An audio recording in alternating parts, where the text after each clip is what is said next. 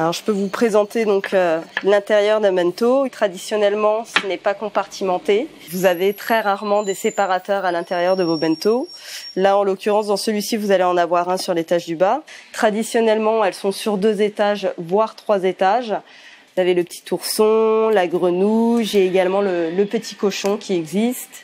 Arrivées tout droit du Japon, ces petites boîtes font de l'ombre aux sandwichs et autres formes de restauration rapide. En France, le bento séduit les urbains soucieux de déjeuner vite et équilibré.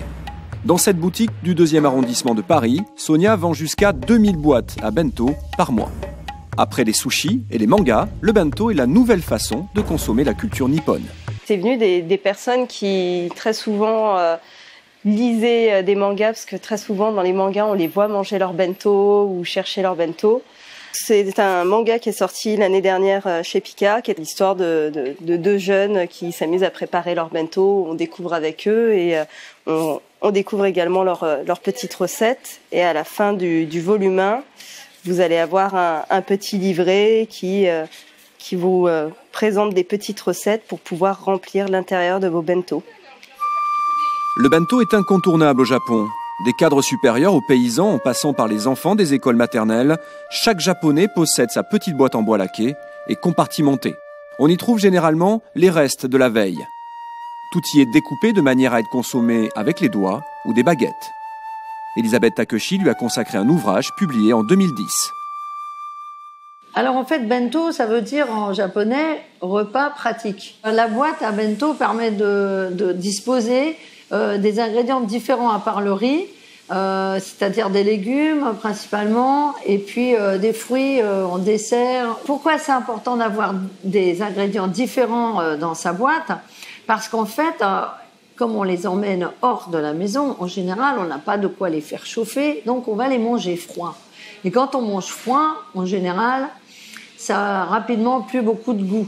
Donc, si on varie les ingrédients avec des ingrédients plutôt sucrés ou du riz, des céréales ou une petite prune bien acide, bien salée, on va pouvoir varier les goûts et ne pas s'ennuyer et donc manger suffisamment. Au Japon, les bento incitent les enfants à manger varié et équilibré.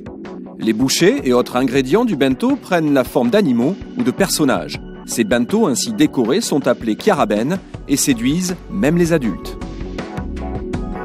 En France, Mélanie Montagnier en a fait sa spécialité. Cette blogueuse est aujourd'hui la référence en matière de bento kyaraben.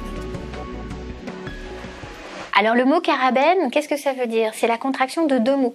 La contraction de caractère, donc de l'anglais, le mot personnage, et bento, c'est la boîte que vous avez ici. La boîte à bento, c'est la lunchbox japonaise. Ce qui est assez drôle, c'est que contrairement au Japon où le kyaraben est essentiellement destiné aux enfants, on ne fait pas de kyaraben pour les adultes, en France, vous avez les adultes aussi qui sont même pratiquement plus férus que les enfants de kyaraben. Et c'est vrai que c'est quelque chose qui est en train de se mettre en place du fait que finalement, on a peut-être le droit aussi de jouer avec la nourriture et de manger tout en s'amusant. Fleurs de légumes, œufs modelés et saucisses personnifiées, le bento kyaraben ne connaît aucune limite créative. Devenu un art culinaire à part entière, il est accessible à tous grâce à une large gamme d'ustensiles originaux.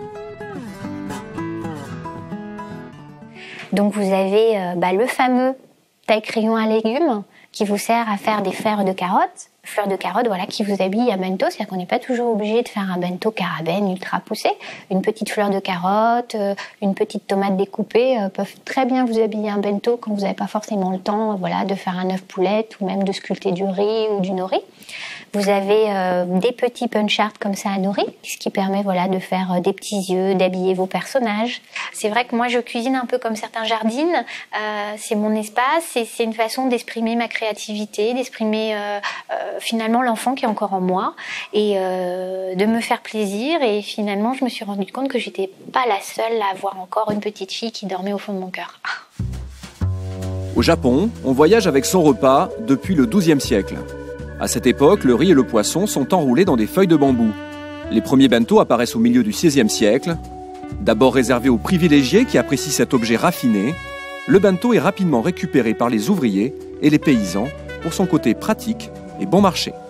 Au début du XXe siècle, le bento se prépare dans des boîtes aluminium. Les avantages du bento, c'est que on le fait à la maison. Ce sont des ingrédients qui sont choisis par la personne chargée de la maison. Généralement, c'est la femme au foyer. Donc, c'est elle qui va choisir les meilleurs ingrédients du marché, qui va les préparer et aussi qui va les récupérer. Elle va pas jeter, elle va les recombiner dans d'autres repas.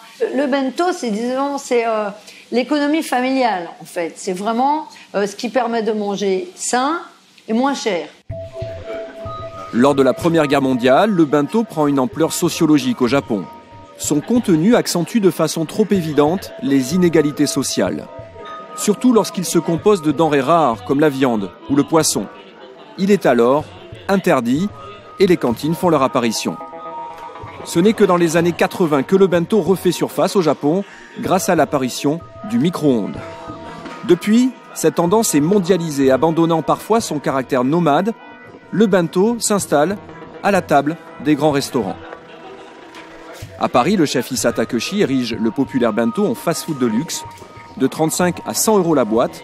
Ce n'est pas seulement le bento le plus cher de la capitale, c'est aussi le plus apprécié des célébrités. Je vais préparer le premier bento aujourd'hui. Je vais préparer pour Antoine Ducon, spécial. Moi, je sais ce qu'il aime bien manger, pour le travail bien. D'abord, plus important pour le bento, c'est le riz. Bon, pour le français, c'est du pain. C'est la question d'énergie. Mais la cuisine est toujours simple. Les produits sont bons. Il n'y a pas grand-chose à faire. Il faut bien penser les protéines. Protéines et légumes. Désormais sédentarisé ou nomade, le bento s'adapte aussi bien au mode de vie urbain qu'aux virées champêtres. Pratique, diététique, économique, il a tout pour s'installer durablement dans nos habitudes alimentaires. Le bento, c'est pas seulement quelque chose à la mode, branché avec des couleurs. Il faut que ça reste surtout quelque chose de sain. Et de ça, on n'en parle pas beaucoup. Il faut que ça soit bon pour la santé. Ça, c'est la véritable philosophie de la cuisine japonaise.